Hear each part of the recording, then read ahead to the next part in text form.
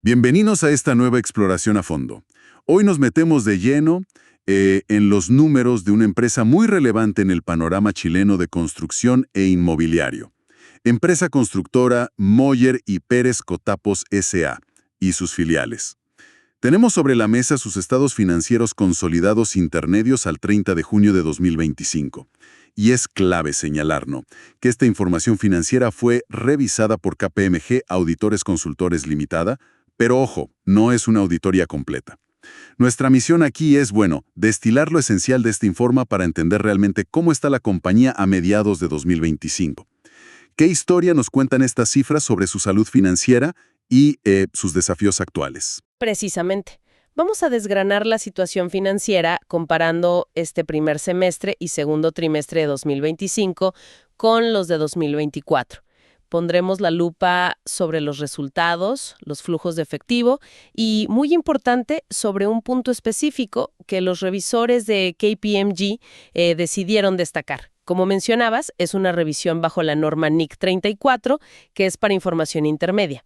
Su alcance es menor que el de una auditoría anual completa, pero nos da una fotografía bastante útil, digamos, del momento que vive la empresa. Podríamos decir que es una radiografía clave a mitad de camino. Perfecto. Entonces, entremos en materia. ¿Cuál es la foto grande? El panorama general.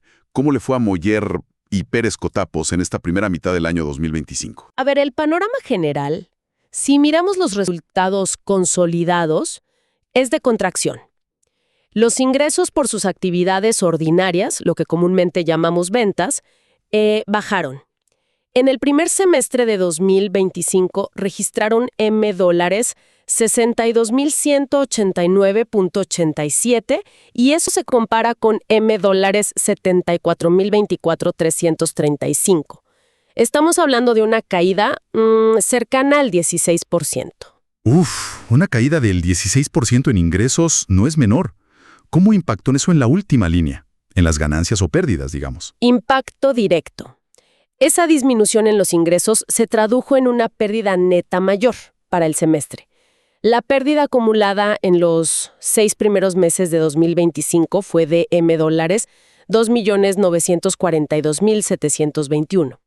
Si la comparamos con la pérdida del primer semestre de 2024, que fue de $773,973, vemos que la pérdida casi se cuadruplicó. Entendido. El semestre completo muestra un deterioro claro. Pero a veces el comportamiento trimestral cuenta una historia un poco distinta, ¿no? ¿Pasó eso aquí? ¿Cómo fue el segundo trimestre solito? Es una buena pregunta, porque sí hay un matiz interesante ahí. Aunque el resultado semestral fue peor que en 2024, el segundo trimestre de 2025, por sí solo, registró una pérdida de $1,429,551. Lo llamativo es que el segundo trimestre del año anterior, el de 2024, había tenido una ganancia. Fue de $730,498. Así que, efectivamente, gran parte del empeoramiento del resultado semestral de 2025 se concentró en este segundo trimestre. Ah, mira. Eso cambia un poco la perspectiva. Ahora, esa pérdida total del semestre, ¿cómo se reparte? O sea, ¿cuánto corresponde a los dueños de Moller y Pérez Cotapos? ¿Y cuánto a otros socios en los negocios? Ese es otro punto revelador del estado de resultados. La parte de la pérdida que se atribuye a las participaciones no controladoras, es decir, la porción del resultado que corresponde a socios minoritarios en las filiales consolidadas, aumentó bastante. Pasó de ser $2,230.300 negativa en el semestre 2024 a $2,322.172 negativa en el semestre 2025. O sea, los socios minoritarios absorbieron una pérdida mayor y los dueños principales, los de la controladora. Para los propietarios de la controladora, el resultado atribuible fue casi nulo en el semestre 2025. Una ganancia mínima de apenas $79.451. Esto contrasta fuertemente con la ganancia de $1,456,327 que obtuvieron en el mismo periodo de 2024. Básicamente, casi toda la rentabilidad para los accionistas principales, pues, se esfumó en este semestre. Queda claro el panorama general. Menos ingresos, más pérdidas, especialmente para los accionistas de la matriz. Pero mencionabas que la empresa tiene negocios distintos. Si no me equivoco, son inmobiliario y construcción a terceros, ¿correcto? ¿El mal desempeño fue parejo o hubo diferencias? La nota 3 de los estados financieros suele detallar esto. Exacto. La nota 3 nos da esa visión por segmentos y aquí es donde la historia se pone realmente interesante. Porque encontramos dos realidades casi opuestas conviviendo dentro de la misma compañía en este primer semestre de 2025. Por un lado, el segmento inmobiliario tuvo una caída muy fuerte en sus ingresos. Pasaron de MS 56.641.181 en la primera mitad de 2024 a solo MS 26.598.574 en el mismo periodo de 2025. Es una caída de más del 50%. Como resultado, la pérdida antes de impuestos de este segmento se hizo mucho más profunda. Más de la mitad de los ingresos inmobiliarios desaparecieron en un año. Eso es impactante. ¿Y qué pasó con el otro negocio, el de construcción para otros clientes? Ahí es donde vemos la cara opuesta de la moneda. El segmento de construcción a terceros mostró un crecimiento explosivo en ingresos. Pasó de M17.383.154 en el primer semestre de 2024 a M35.591.304 en 2025. Más que duplicó sus ingresos. Y lo más importante, su ganancia antes de impuestos también creció de manera considerable. Es como si fueran, no sé, dos empresas distintas bajo el mismo techo. Fascinante. Una división hundiéndose y la otra disparada. Pero ese crecimiento tan fuerte en construcción, ¿viene con alguna letra chica? ¿Depende de pocos clientes, por ejemplo? ¿Hay algo ahí? Diste en el clavo. Y es un punto crucial que se detalla en la nota 13. Resulta que en el primer semestre de 2025, una porción enorme de los ingresos totales de la compañía provino de muy pocos actores. Concretamente, $26.622.651, que es casi el 43%, 42,69% para ser exactos, de todos los ingresos consolidados vinieron de solo 3 clientes del segmento de construcción a terceros. ¡Wow! ¿Casi la mitad de la facturación total dependiendo de solo 3 contratos? Eso suena a una concentración de riesgo bastante alta, ¿no? Por más que ese segmento esté creciendo. Exactamente. Es el clásico ejemplo de no poner todos los huevos en la misma canasta. Aunque el segmento va bien, esa dependencia es un factor de vulnerabilidad importante que hay que tener presente, sin duda. Hablando de riesgos, mencionaste antes que KPMG, los revisores, pusieron un énfasis en un asunto, en su informe. ¿Qué fue lo que les llamó tanto la atención como para destacarlo así? ¿De qué se trata? Ese énfasis en un asunto se refiere a unas cuentas por cobrar muy significativas que Moller y Pérez Cotapos tiene con entidades del gobierno chileno, específicamente con servicios de salud que dependen del Ministerio de Salud. La nota 6 de los estados financieros entra en detalle sobre esto. El tema es que estas cuentas por cobrar vienen de la construcción de hospitales que la empresa se adjudicó en licitaciones. Y el punto crítico aquí es que el pago final de sumas importantes depende de procesos de revisión por parte de los propios servicios de salud y, como último paso, de la aprobación formal de la Contraloría General de la República. Entiendo. O sea, hay plata importante que la empresa ya considera que le deben, pero que necesita el visto bueno final de la Contraloría para poder cobrarla efectivamente. Estamos hablando de montos relevantes. Muy relevantes. La nota 6C, por ejemplo, habla específicamente de MM17.115.893.544 pendientes de pago. Corresponden a lo que llaman mayores gastos generales en obras hospitalarias, que los mandantes, los servicios de salud, ya aceptaron, pero falta la luz verde de Contraloría.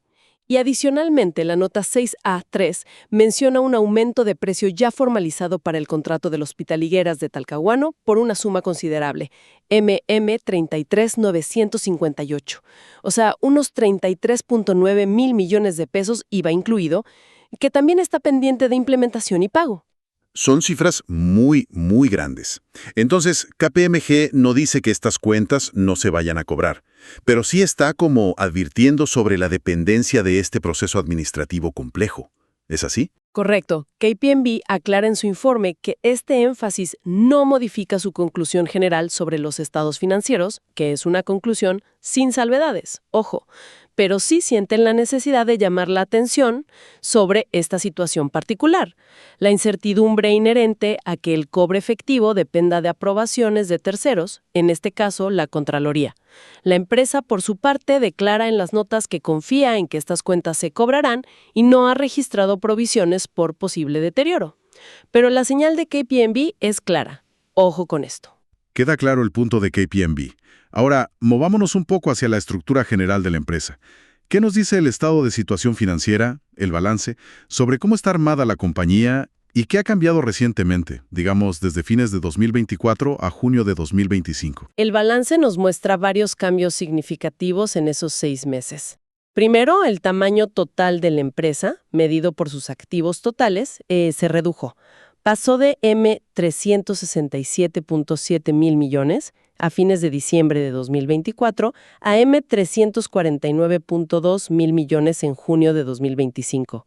Esa reducción viene principalmente por el lado de los activos corrientes, los de más corto plazo. ¿Y qué fue lo que más bajó dentro de sus activos corrientes?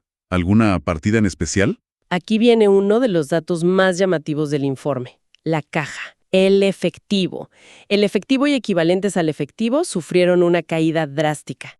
La nota 4 nos muestra que pasaron de tener $8.479 millones a fines de 2024 a solo $2.857 millones al cierre de junio de 2025. Perdieron casi 2/3 de su efectivo disponible en solo 6 meses. ¡Wow! ¿2/3 menos de caja en 6 meses? Eso es una hemorragia de efectivo importante, ¿no?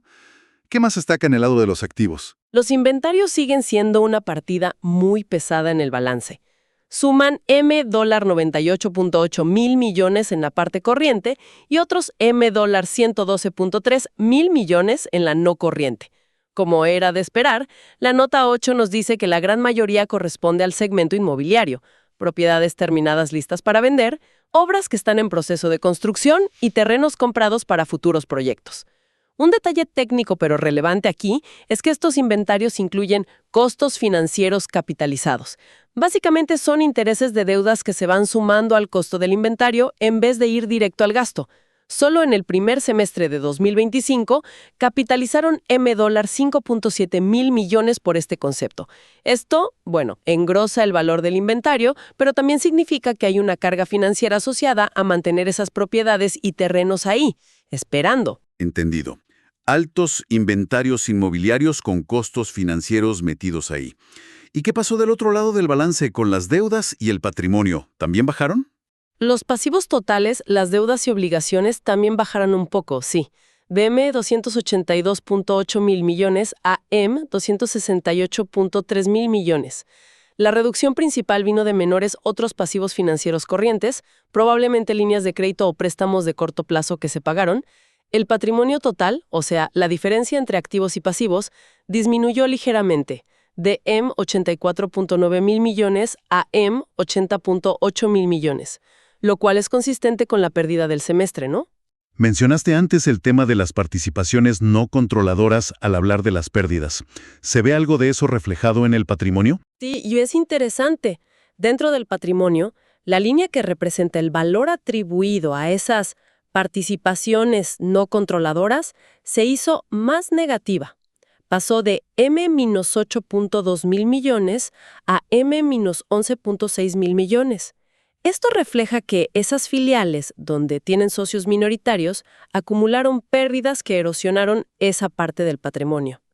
Entiendo. ¿Hubo también cambios en cómo está organizada la empresa internamente? ¿O en sus relaciones con socios o entidades vinculadas? A veces hay movimientos ahí. Sí, el periodo fue bastante activo en ese frente. Las notas 1B y 2C15 mencionan una reorganización interna. Fusionaron varias sociedades inmobiliarias pequeñas dentro de una más grande llamada Inmobiliaria Barrio Norte S.p.A., probablemente buscando simplificar la administración, ¿no? Además, y esto es relevante, la nota 2C16 detalla que le compraron a su socio BCI el 49% que no poseían en 2 sociedades inmobiliarias, MPC Las Nieves y MPC Francisco Bilbao.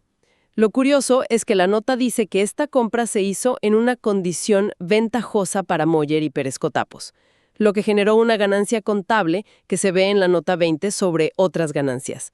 Habría que ver los detalles de esa transacción para entender bien esa supuesta ventaja. Interesante eso de la compra a BCI con ventaja. ¿Algún otro movimiento corporativo destacable? Sí, también constituyeron una nueva sociedad, el consorcio Moller DVC SPA, probablemente para algún proyecto específico que estén abordando.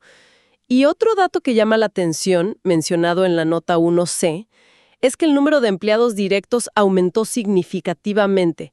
Pasaron de 938 a fines de 2024 a 1,198 en junio de 2025.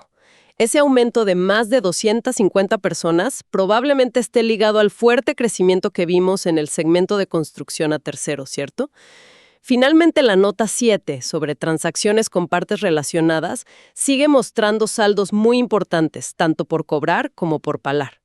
Estos son principalmente con los socios que tienen en sus negocios inmobiliarios conjuntos, como fondos de inversión ligados a BTG Pactual, la Reinvial y el propio BCI. Refleja la estructura de financiamiento de muchos de sus proyectos, donde los socios aportan capital o deuda. Volvamos un momento a esa caída tan fuerte del efectivo que mencionaste. Perder 2/3 de la caja en 6 meses es brutal. ¿Qué nos dice el estado de flujos de efectivo sobre por qué pasó eso? A ver, ¿de dónde vino y a dónde se fue la plata exactamente? El estado de flujos de efectivo es clave para entender eso, sí. Nos muestra que el flujo neto total de efectivo en el semestre fue negativo en $5,621,972. O sea, salió más dinero del que entró. Y esta salida fue mucho mayor que la del mismo periodo de 2024, que fue de solo $516,040 negativos. La pregunta es ¿por qué aumentó tanto la salida de caja, no? Y aquí viene lo paradójico o lo que llama la atención. Si miras el flujo generado por las actividades de operación, el día a día del negocio, este mejoró.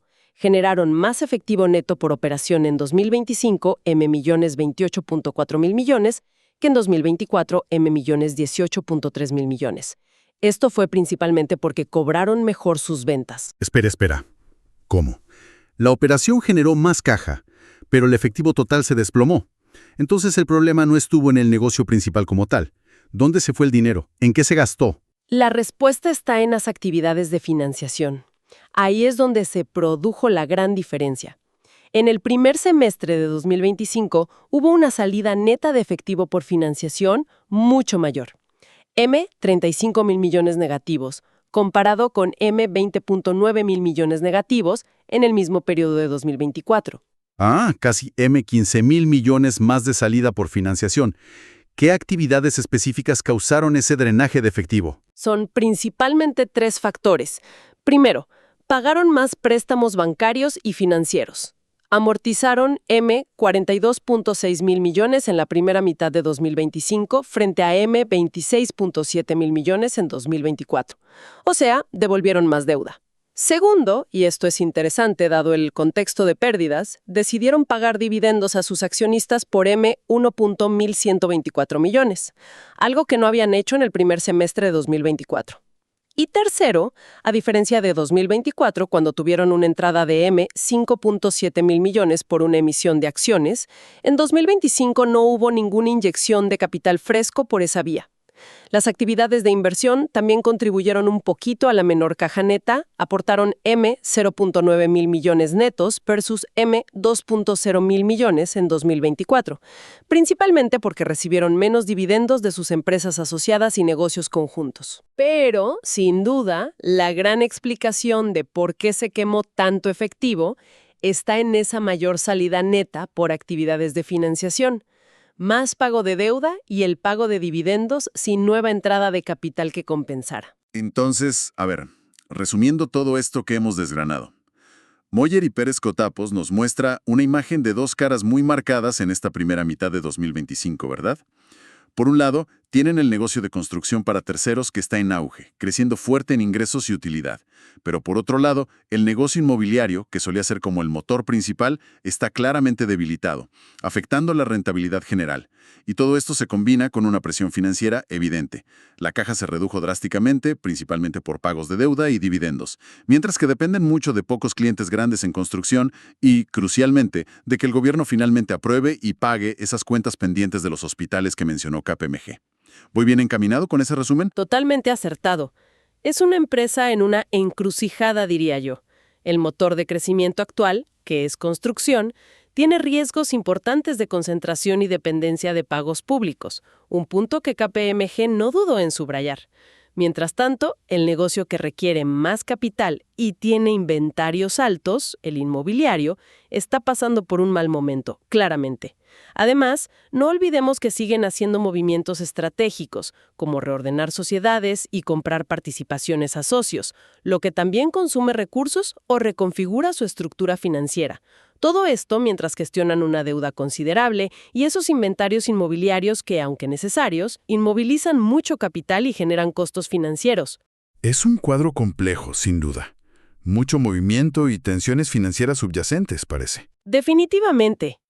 Y si conectamos todos estos puntos, la divergencia entre segmentos, la alta concentración y riesgo en el que crece, la debilidad del negocio inmobiliario, la fuerte caída del efectivo, las cuentas por cobrar al gobierno pendientes, todo esto nos deja una pregunta flotando en el aire, ¿no? Algo para seguir observando. Con las reservas de efectivo en niveles mucho más bajos y un negocio inmobiliario que necesita capital constante para terrenos y construcción, ¿cómo va a gestionar Molière y Prescott-Tapos ese delicado equilibrio? ¿Cómo van a financiar las necesidades del negocio inmobiliario y mitigar los riesgos del negocio de construcción, especialmente esa incertidumbre de los cobros al Estado, sin poner demasiada presión sobre su ya reducida liquidez? Encontrar esa fórmula parece ser el gran desafío que revelan estos números del primer semestre de 2025.